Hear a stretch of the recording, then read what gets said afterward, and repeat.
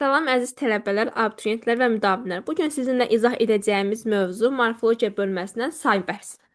Gəlin başlayaq say bölməsinin izahına. Deməli, biz bilirik ki, digər nitqləri kimi hər bir nitqcəsinin özünə məxsus ümumi qrammatik mənası var. Ümumi qrammatik mənasına görə isim əşyanın adını, sifət isə əlamət və keyfiyyətini bildirir. Say isə əşyanı, miqdar və sırasını bildirən əsas nitqcəsidir.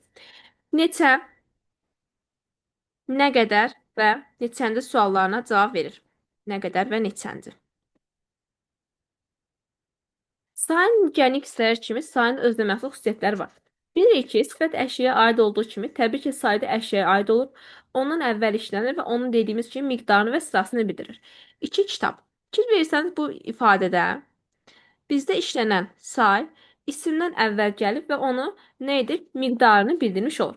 Aid olduğu isimlə bərabər işlənlikdə qrammatik şəkilçi qəbul etmir. Fikir verirsəniz burada qeyd etdiyim nümunədə bizim müəyyən miqdar sayımız aid olduğu isimlə birlikdə işlənib və heç bir qrammatik şəkilçi qəbul etməyib. Sifət kimi say da aid olduğu ismi itirdikdə isimləşir. İsmin xüsusiyyətini daşıyır. Məsələn, deyirik ki, onuncular qalib gəldilər. Fikir versəniz burada gəldilər kim? Onuncular. Təbii ki, sayın dediyimiz kimi yuxarıdakı suallara cavab verirsə, artıq burada isimləşdiyi zaman sizdə cavab verir ismin sualına. Kim qalib gəldi? Onuncular. Və fikir versəniz, yandakı ismini itirdiyi zaman isim məxsus olan müxtəlif, yəni burada kəmiyyət şəkilçisi, yəni cəm şəkilçisi qəbul edib, amma digər isim məxsus şəkilçiləri də qəbul edə bilər. Düzəltmə sayılar əsasən saylardan düzəlir, yadınızda qalsın. Digər nitqlər kimi təbii ki, sayda quruluşuna görə müxtəlif olur. Sadəsi, düzəltməsi və mürəkkəbi mövcuddur. Sadə saylar kökdən və qrammatik şəkilçidən ibarətdir. Düzəltmə saylar kök leksik şəkilçi, mürəkkəb saylar isə iki sayın birləşməsindən əmələ gəlir. Bizdə düzəltmə saylar əsasən saydan düzəlir. Məsələn, deyirik 5-ci, 10-cu. Çoxlu. Fikir versəniz, siz leksik şəkilçini hər hansısa bir say kökün üzərinə artırıb düzəltmə sayı əmələ gətirmirsiniz. Deyirik ki, saylar əsasən saylardan əmələ gəlir. Amma digər bir neçə nitq hissəsi var ki, bizdə həmin nitq hissələrin üzərinə də biz leksik şəkilçi artırmaqla say əmələ gətirə bilirik.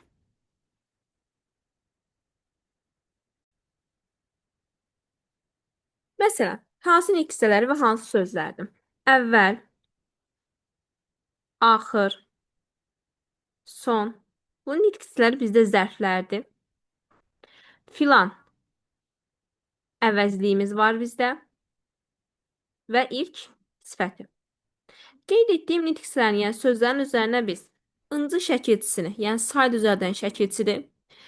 Qeyd etdiyim şəkilçisini əlavə edib biz sizdə yaradırıq sıra saylar, yəni say əmələ gətirmiş oluruq. Sizdə say düzəldən bütün leksik şəkilçilər bizim öz milli şəkilçilərimizdir. Təbii ki, bizdə saylarda nitq hissələri baxımından həm milli, həm də alınma sözlər üstünlük təşkil edir. Bizdə 0, 80, milyon, milyard, trilyon kimi saylardan başqa bizim yerdə qalan bütün saylarımız milli mənşəlidir. Gəlin danışaq say və sifətin oxşar cəhətlərindən. Deyirik ki, say ilə sifətin arasında təbii ki, oxşar cəhətlər var ki, hər ikisi ismlə bağlı olur. Maraqlı əsər və 5 dəftər. Fikir versək, hər ikisi aid olduğu isimdən əvvəl gəlir. Biri əlamət keyfiyyət cəhətdən, digəri isə miqdar cəhətdən ismi təyin etmiş olur. Hər ikisi isimləşə bilir. Hər ikisi adətən cümlədə əsas sintaktik vəzifəsi təyin olmaqdır. Amma təbii ki, isimləşdikdən sonra çox rahatlıqla cümlənin mübtədası və tamamlıq vəzifəsinə işlənir. Hər ikisi bilirik ki, hansı suala cavab verir. Məsələn, deyirəm ki, təmirli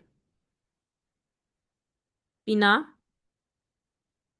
Fikir versəniz, suala cavab verir hansı bina və bir də qeyd edirəm bura 5-ci bina. Yenə də burada bizim sayımız cavab verir sizdə hansı sualına. Hər ikisi, yəni sifət də, say da və isim də hər üçü bir yerdə işlənərsə, adətən say sifətin əvvəl gəlir. Yəni hər üç nitq hissəsi bir yerdə işləndiyi zaman 5 maraqlı əsər. Fikir versək, say, sifət və isimimiz bu nümunədə işlənmişdir. Bu zaman bizdə say sifətin əvvəl gəlmiş olur. Dedik ki, Sayın qurucca növlərindən danışdıq. Sadə və düzəltmə saylardan danışdıq. Mürəkkəb saylara yer vermədik. Mürəkkəb saylar da əsasən saylardan yaranır və müxtəlif yaranma yolları var. Məsələn, defisli yazılan mürəkkəb saylar bizdə əsl mürəkkəb saylardır. Ali yazılanlar isə bizdə tərkibi mürəkkəb saylar adlanır. Az, çox və yaxud da 3, 4. Bu saylar bizdə mürəkkəb saylardır və yaxud da bir neçə, bir sıra, bir çox, bir qədər, bir az. Bunlar bizdə təbii ki adlanan mürəkkəb saylar. Bir də sizdə eyni müəyyən miqdar sayının təkrarı yadda saxlayaq ki, say əmələ gətirmir. Məsələn, bəzən tələbələr çox qarışdılar ki, 1-1, 2-2 sözlərini say hesab edir, amma bu səhvdir. Yadda saxlayın. Eyni müəyyən miqdar sayının təkrarı sizdə say əmələ gətirmir. Siz bu tipli sözləri hesab edirsiniz zərf. Müəyyən miqdar sayının yaranmasından əmələ gələn mürəkkəb say istəyirsinizsə, təbii ki, oradakı tərəflər isə fərqli müəyyən miqdar saylar olmalıdır. 1, 2, 3, 4. Baxın, sizdə fikir versəniz, tərəflər əgər fərqli müəyyən miqdar sayından ibarətdirsə, bu zaman yaranmış nitq hissəsi mürəkkəb saydır. Amma tərəflər sizdə eyni müəyyən miqdar sayının təkrarına əmələ gəlibsə, siz bunu say yox, zərf hesab edirsiniz. Biz sayı bölürük mənada iki yerə. Miqdar sayları və sıra sayları. Miqdar və sıra sayları. Miqdar sayda sizdə yadda saxladığınız əşyanın miqdarını bildirir və 3 növü var. Müəyyən miqdar, qeyri-müəyyən miqdar və kəsr sayları. Deməli, müəyyən miqdar sayları əşyanın konkret miqdarını bildirən saylara deyilir. 5, 15, 22, 33. Bunlar sizdə müəyyən miqdar saylardır. Neçə, nə qədər suallarından birinə cavab verir. 5 kitab, neçə kitab, nə qədər kitab. Müəyyən miqdar sayları quruluş da sizdə sadə və mürəkkəb olur. Müəyyən miqdar saylarının düzəltməsinə siz rast gəlmirsiniz. 1, 10, bunlar sizdə sadə. 12, 45, 53 sizdə isə mürəkkəb müəyyən miqdar saylardır. Müəyyən miqdar sayından sonra gələn söz, yəni gələn isim adətən cəm şəkilsi qəbul etmir. Deyirik ki, 4 uşaq. Fikir versək burada 4 sözündən sonra gələn isim, yəni özündən sonra gələn söz sizdə cəm şəkilsi qəbul etmir. Amma sizdə bəzi zaman məzmunlu isimlər var ki, zaman məzmunlu bəzi isimlərimiz. Həmin isimlər sizdə 100 və 1000 kimi müəyyən miqdar sayından sonra adətən cəmdə işlənə Məsələn, deyirik ki, 1000 illər, 100 illər. Burada təbii ki, özündən sonra gələn isim biz nə etmiş oluruq? Cəmdə işlətmiş oluruq. Və yadda saxlayın ki, bu məqam, burada qeyd etdiyimiz 100 və 1000 sözündən sonra gələn isimlərin cəm şəkilsi qəbul etməsi qrammatik normanı pozmur. Amma digər məqamlarda isə əgər gətirib digər müəyyən miqdar sayından sonra gələn ismə siz cəm şəkilsi əlavə etsəniz, 4 uşaqlar desəniz, təbii ki, burada lar şəkilsinin artırması qrammatik normanı pozmuş olur. Müəyyən miqdar sayı ilə isimlər arasında siz numerativ sözlərdən istifadə edirsiniz. Numerativ sözlərimiz bizdə nəfər, baş, dənə, ədəd, cüt, kiloqram, metr, litr, tikə. Bunlar sizdə adlanır numerativ söz. Və yadda saxlayın ki, say və isim arasında işlənir. Məsələn, qeyd edək burada. Deməli, 5 nəfər insan. Yadda saxlayın, sizdə baş adətən işlənir heyvanlarla, ədəd dənə işlənir cansız əşya ilə, cüt dəst numarativ sözlər qoşalıq bildirən isimlərlə işlənir. Nəfər sözü insan anlayışı bildirən sözlərlə işlənir. Yəni, təbii ki, hər bir numarativ sözün özünün işlənmə məqamı var. Numarativ sözləri iki qrupa bölünürlər. Kəmiyyət fərqləmələri gətirənlər, bir də kəmiyyət fərqləmələri gətirməyənlər. Məsələn, desək ki, biz 5 insan, baxın, 5 insanla 5 nəfər insan arasında heç bir kəmiyyət fərqi yoxdur. Amma bir odun və bir qucaq odun arasında fikir versəniz, təbii ki, kəmiyyət fərqi var. Bir odun deyəndə say baxımından təkli ifadə edirsə, bir qucaq odun deyəndə artıq siz orada nə edirsiniz? O ifadə olunan mənada artıq belə deyək, birdən artıq odunun sayından söhbət getmiş olur və burada qucaq sözü kəmiyyət fərqləmələri gətirir. Daha sonra bizdə var qeyri-müəyyən miqdar sayları. Qeyri-müəyyən miqdar sayları əşyanın qeyri-müəyyən şəkildə bildirir. Nə qədər sualına cavab verir və qeyri-müəyyən miqdar sayları hansılardır? Az, çox, xeyli. biraz, mürəkkəbdir, bir çox, daha sonra 3, 4. Sizdə bunlar adlanır qeyri-müəyyən miqdar sayları. Qeyri-müəyyən miqdar sayları numarativ sözdə işləmir, yadınızda qalsın. Amma bizdə təqribi təxmini saylarımız var. Hansı təqribi təxmini saylarımız? Baxın, 3, 4, 5, 6, 7, 8 kimi saylar bizdə təqribi təxmini saylar adlanır. Bu tipli sayların birinci tərəfi sizdə azı, ikinci tərəf isə çoxu bildirmiş olur. Yəni, dediyimiz kimi, bunlar təqribi təxmini saylardır. Verilən say dəqiq ifadə olunmur. Və qeyri-müəyyən miqdar saylarından yalnız təqribi təxmini saylarla siz numarativ söz işlədə bilirsiniz. Məsələn, 3, 4 baş qoyun. Fikir versəniz, buradakı baş sözü sizdə numarativ sözdür. 3, 4 sizdə nədir? Təqribi təxmini saydır və sayla ism arasında nə işlətmiş olduq? Numarativ söz işlətmiş olduq. Daha sonra qeyri-müəyyən miqdar saylarından sonra gələn isimlərin cəmdə və təkdə işlənməsi qaydasına nəzər salaq. Bir sıra və bir çox sayları.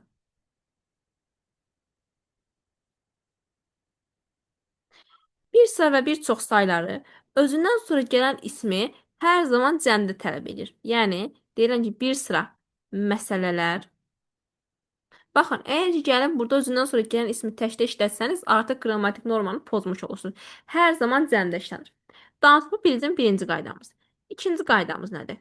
Çox, çoxlu, onlarla, yüzlərlə kimi sayların izah etdiyi sözlər isə siz həm təkdə, həm də cəmdə işlətmiş olursunuz. Məsələn, deyirəm ki, deməli, çox adam, çox adam var. Hər iki mənada, hər iki formada işlətməyimiz bizdə düzgün formada heç bir qrammatik norma pozuntusuna rast gəlmir. Burada qeyd etdiyim saylardan başqa yerdə qalan qeyri-müəyyən miqdar sayından sonra gələn isimləri siz təkdə işləmiş olursunuz, yadınızda qalsın. Məsələn, bura mən az sözünü qeyd etməmişəm. Az sayından sonra gələn isim təkdə işlənir. Az kitab. Biraz su. Fikir versəniz, özündən sonra gələn isimləri biz nə etdik? Təkdə işlətmiş olduq. Daha sonra az, çox sözləri sizdə ədatlarla işlənə bilir. Hansı ədatlarla işlənir? Hansılardır? Təbii ki, bizdə az və çox. Qeyri-müəyyən miqdar sayılardır ki, ən, lap və daha ədatları ilə işlənmiş olur. Ən az, ən çox, lap az, daha çox. Fikir versəniz, siz nə edirsiniz burada? Qeyd etdiyim az və çox qeyri-müəyyən miqdar saylarını ədatlarla, qüvvətləndirici ədatlardır bunlar, qüvvətləndirici ədatlarla işlədə bilirsiniz. Quruluş baxımından da qeyri-müəyyən miqdar sayları sadəsi, mürəkkəb və düzəltməsi mövcuddur. Bəs düzəltməsi necə yaranır? Düzəltmə qeyri-müəyyən miqdar sayları lu şəkilsi vasitəsilə çoxlu, acıq şəkilsi vasitəsilə azacıq, daha sonra larla və larca şəkilçiləri vasitəsilə yaranırlar. Yüzlərlə və yüzlərcə sayları əmələ gəlmiş olur və bunlar da sizdə adlanan düzəltmə qeyri-müəyyən miqdar sayları. Daha sonra kəsr sayları. Kəsr sayları miqdar sayının bir növüdür. Kəsr sayları tamın hissəsini və ya tam və hissəni bildirir. Deməli, təbii ki, hər birimizin kəsr sayları haqqında az da olsa məlumatımız var. Niyə? Çünki riyaziyyatdan biz kəsr sayları haqqında bilirik. Dedik ki, tamın hissəsini və ya tam və hissəsini bildirir. Rəqəmlə və hərflə siz kəsr saylarını yaza bilərsiniz. Rəqəmlə yazdığınız zaman tərəflər arasında vergüldən istifadə olunur. Hərflə yazılan zaman isə 3-də 1 formasını yazır və sizin burada işlətdiyiniz dəyər şəkilçisi də isinə məxsus olan yerlik halın şəkilçisidir. Yanınızda qalsın. Təbii ki, buradakı olan bu yerlik hal şəkilçisi formada yerlik hal şəkilçisi olsa da bu şəkilçinin məzmununa çıxışlıq hal şəkilçisinə bərabərdir. Yəni biz nə qədər ki 3-də 1 deyiriksə, təbii ki, bunu nə deyirik? 3-dən 1 mənasında, yəni 3-dən 1-ni mənə ver. Fikir versəniz, formada yerlik olsa da məzmununda sizdə çıxışlıq hal şəkilçisinə bərabər olmuş olur. Kəsr sayıları quruluş baxımından yalnız mürəkkəbdir. Sadəsi və düzəltməsi olmur. Niyə? Çünki kəsr sayıları sizə ən az iki sayın birləşməsindən yaranmalıdır. Yəni biri tamı və tamın hissəsini bildirməlidir. Kəsr sayıları sizdə rəqəmlə yazılan dedi vergüldən istifadə olunur. Kəsr sayılarını siz nümayəndə sözlərlə işlədə bilmirsiniz. Daha sonra sıra sayıları. Sayın digər bir məna növü bizdə sıra sayılarıdır. Sıra sayıları əşyanın sırasını bildirir və neçənci və bəzən də hansı suala cavab verir. Sıra sayıları sizdə miqdar sayılarına ıncı şəkilçisi artırmaqla əmələ gəlir. Incı və nıcı. Yəni sözün sonu əgər saitlə bitərsə nıcı formasında şəkilçisi artırılır. Məsələn deyirəm ki 5-ci, 10-cu, 21-ci. Bu sayılar quruluşca sadə olmur. Ya düzəltmə olmalıdır 5-ci, ya da mürəkkəb 12-ci. Fikir versəniz 12 müəyyən miqdar sayına siz ıncı şəkilsini artırmışsınız, əmələ gətirmişsiniz mürəkkəb sıra sayı. Sıra sayıları miqdar sayılarına fərqli olaraq sifətlərə daha yaxındır. Niyə? Çünki dedik ki, bizdə sayın hansı sual var? Həmin hansı suala cavab verən say sizdə sıra sayıdır. Deyirik 10-cu sinif hansı sinif? Fikir versəniz hansı suala cavab verir? Təmirli bina hansı bina? Təbii ki, hər ikisi sizdə hansı suala cavab vermiş olur. Biz dedik sayılar adətən sayılardan düzəlmiş olur. Amma digər nitq hissələrindən də əmələ gələn sayılarımız var. Mən sizə bunu yuxarıda qeyd elədim, qayıdaq ora bir dəfə də. Deməli, fikir versəniz dedik sayılar adətən saydan düzəlir. Amma əvvəl, axır, son zərflərinə, filan əvəzinə və ilk sifətinə siz ıncı şəkilsiz artırmaqla siz nə əmələ gətirirsiniz? Sıra sayı əmələ gətirmiş olursunuz. Təbii ki, onlar düzəltmə sıra sayıları adlanır. Daha sonra sıra sayıları müxtəlif cür yazılır. Söz də yazıla bilər, dediyimiz kimi 5-ci. Daha sonra ərəb rəqəmləri və ıncı şəkilçinin ixtisarı ilə yazıla bilər. Məsələn deyirəm ki 6-cı. Və Roma rəqəmləri, yəni Rum rəqəmlərindən də istifadə oluna bilər. Rum rəqəmləri ilə yazılma da deyirik ki, fikir versəniz bu formada yazılır. Yazış nə fərqi var? Təbii ki, Rum rəqəmləri ilə yazıldığı zaman siz burada defisdən və şəkildən istifadə etmirsiniz. Məsələn, gəlib 6-cı sözünü bu formada yazmağınız artıq sizdə fonetik normanı, yəni sözün düzgün yazış qaydasını pozmağınız deməkdir. Və yaxud da 6-cı sözünü əgər ki, ərəb rəqəmləri və ıncı şəkilsinin ixtisarı şəklində yazırsınızsa, bu formada yazmağınız da sizdən səhvdir. Təbii ki, əgər ki, sözü şəkilçi artırırsa, yəni defisdən sonra şəkilçi yazırsa, şəkilçinin son hecasını saydan sonra və yaxud da sözdən sonra yazmağınız düzgündür. Daha sonra sıra sayıları sizdə bəzən qeyri-müəyyənliklə bildirə bilər. Məsələn, siz 1950-ci illər dedikdə 1950 və 59-cu illərin hamısı nəzərdə tutulur. Təbii ki, bu sizdə artıq nədir? Qeyri-müəyyənlik bildirməkdir. Çünki dəqiq bir zaman dilimini sizə bildirmiş olmur. 1950-ci illər dediyimiz zaman isə dedik 1950-dən 1959-cu ilə qədər olan 9 ilin cəmi başa düşülmüş olur. Biz sifəti sizə keçənə dedik ki, sifətin isimləşmə xüsusiyyəti var. Yəni attributivləşməsi. Eyni ilə sizdə sayın isimləşməsi də var. Yəni say da sizdə ismin xüsusiyyətlərini daşıya bilər. Əsas məqam təbii ki, isimləşmədə, həm sayda, həm sifətdə özünə məxsus olan ismi itirməsidir. Necə ki, biz dedik ki, sifət isimləşərkən yanındakı ismi itirir və isimləşir. Eyni ilə say da aid olduğu ismi itirdə isimləşir və bu zaman saya aid olan xüsusiyyətlərini itirib, ismi aid olan xüsusiyyətləri daşıyır. Məsələn, deyirəm ki, 10-cu sinif qalib gəldi. Gəlib burada biz 10-cu sıra sayını isimləşdirmək istəyiriksə, yanındakı sinif ismini atmalıyıq. 10-cular qalib gəldilər. Artıq fikir versəniz, yanındakı ismi itirdiyi zaman isimləşdi. Birinci cümlədə bizdə əgər ki, cümlənin sintaktik cəhətdən təyin vəzifəsində işlənirdisə, artıq ikinci cümlədə yanındakı ismini itirdiyinə görə gəldilər. Kim? 10-cular. Cümlədə sintaktik cəhətdən mübtəda vəzifəsində işlənir. Sizdə say isimləşdiyi zaman nələri qazanır? Təbii ki, cümlədə cəmlənə bilir, mənsubiyyəti görə dəyişə bilir, isim kimi hallanır. Daha sonra ismi kim və nə suallanan birinə cavab verə bilir. Məsələn, fikir versəniz, burada artıq kim sualına cavab vermiş olur. Cəm şəkilsi qəbul edib, cümlənin mübtədası vəzifəsində, tamamlıq vəzifəsində işlənə bilir. Daha sonra bəzən tələbələr deyirlər ki, daha çox ən çox bunu qarışdırırlar. Sayın cümlədə xəbər vəzifəsində işlənməsi, onun isimləşməsidir. Yadda saxlayın ki, əgər cümlədə say xəbər vəzifəsində işlənərsə, bu artıq onun 100% isimləşməsi deyil. Say xəbər vəzifəsində işləndiyi zaman isimləşə də bilər, isimləşmə də bilər. Əgər ki, say öz sualını saxlayıbsa, yəni xəbər vəzifəsində işləndiyi zaman, siz xəbərə hələ də sayın öz sualını verirsinizsə, bu zaman sizdə say isimləşmir. Məsələn, bu gün işimiz çoxdur. Fikir versəniz, cümlənin xəbəri sizdə qeyri-müəyyən miqdar saylı ifadə olunub. Və sizdə buradakı say sizdə isimləşibmi, isimləşməyib? Bunu necə müəyyən edə bilərik? Təbii ki, gəlib həmin sözə sual verməyin.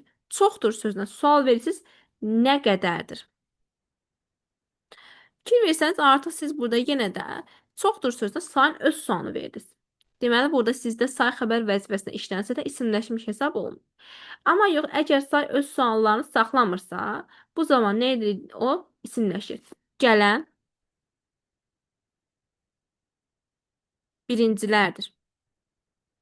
Sual versə burada deyirəm ki, gələn kimdir? Baxın, artıq burada kimdir sualına cavab verdiyi üçün nə deyir burada? Say, yəni sıra sayı cümlədə nə etmiş olur? İsimləşmiş olur. Yəni təbii ki, bu həm də demişdik sifət ardam bir xüsusiyyətdir ki, əgər sifət də və say da hər ikisi cümlədə xəbər vəzifəsində işlənərsə, isimləşə də bilər, isimləşmə də bilər. Əgər ki, cümlədə hər bir nitq hissəsi özünə məxsus olan, yəni say və sifət hər biri xəbər olduğu zaman özünə məxsus suallarını saxlayırsa, burada isimləşmədən söhbət gedə bilməz. Və digər bir məqamda, əgər ki, sizdə say və sifət cümlədə xəbər olduğu zaman özünün yox, ismin suallarına cavab verirsə, burada birincilərdir. Bu zaman siz nə edirsiniz? Çox rahatlıqla sayın və sifətin isimləşməsindən danışa bilərsiniz. Yadda saxlayaq ki, sayın özünə məxsus qrammatik şəkilçisi yoxdur. Dedik, saylar bizdə milli mənşəli saylarımız var. 0, 80, milyon, milyard, trilyon sayları sizdə istisnalıq cəhətdən nədir? Alınmaz saylardır. Daha sonra sıra saylarında sonra ismin gəlməsindən danışmadıq. Sıra dedik müəyyən miqdar sayları özündən sonra gələn ismi təkdə qəbul edir. Qeyri-müəyyən miqdar sayların həm tək, həm cəm qəbul etdiyi məqamlar var. Sıra sayları isə özündən sonra gələn ismi həm cəmdə, deməli, 10-cu sinif, həm təkdə, həm də cəmdə qəbul edə bilər. Yəni hər iki məqam sizdə düzgündür. Yəni özündən sonra gələn isim təkdə də işlənə bilər, cəmdə də işlənə bilər, heç bir problem yaratmır. Daha sonra sizdə sayların amonimliyi var. Sayların amonimliyi var. Qeyd eləyək ki, bizdə məsələn az sayı həm sizdə say kimi, həm də sizdə azmaq feil kimi işlənir. Daha sonra bir sözünün amoniminə rast gələ bilərik. Sizdə bir sözü həm ədat kimi işlənir, həm də say kimi işlənmiş olur. Daha sonra 40 sözü say kimi, həm də qırxmaq mənasında feil kimi işlənir. 80 sözü həm say kimi, yəni 80 mənasında, həm də 80, yəni qorxmaq mənasında nitq hissəsi kimi feil kimi işlənmiş olur. Sizdə testlərdə çox rastınıza çıxacaq bircə sözü. Verilən bircə sözündə siz nitq hissəsi baxımından bunu həm düşünə bilirsiniz, deməli, ədat kimi, həm də düşünə bilirsiniz say plus ədat kimi. Təbii ki, bunun düşünülmə məqamları fərqlidir. Əgər ki, verilən cümlədə bircə sözündəki biri gəlib iki sözü də əvəz edə bilirsinizsə, orada bircə sözü sizdə, yəni bir sözü sizdə saydır. Amma bircə sözündəki siz bircə sözünü iki sözü də əvəz edə bilmirsinizsə, artıq burada nədən danışmış olursunuz? Onun ədat olmasından bəhs eləmiş oluruq. Məsələn, qeyd edək burada ki, mənə bircə kitab lazımdır. Gəlib buradakı bircə sözünü əgər ki, iki sözü ilə əvəz edə biliriksə, burada çox rahatlıqla deyə bilirik ki, bircə sözü sizdə